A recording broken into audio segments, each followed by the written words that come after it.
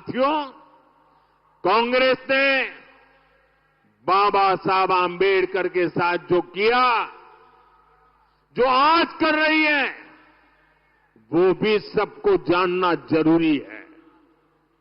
नेहरू जी से लेकर आज तक कांग्रेस के शीर्ष परिवार ने बाबा साहब आंबेडकर को बार बार अपमानित किया है।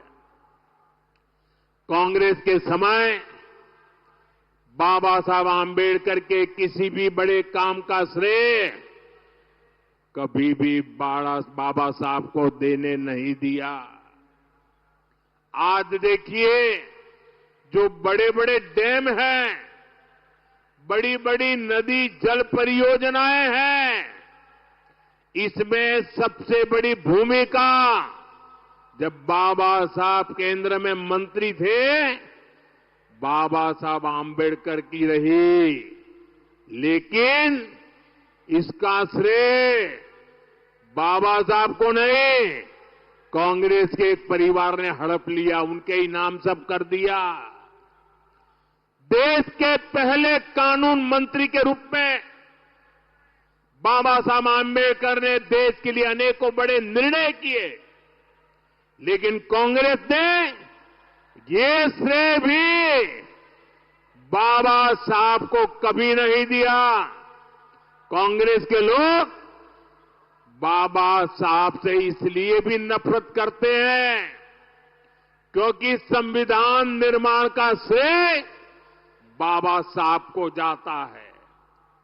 कांग्रेस ने छल कपट से चुनाव में बाबा साहब को हरवाया। देश के एक महान नेता की राजनीति खत्म कर दी। क्यों?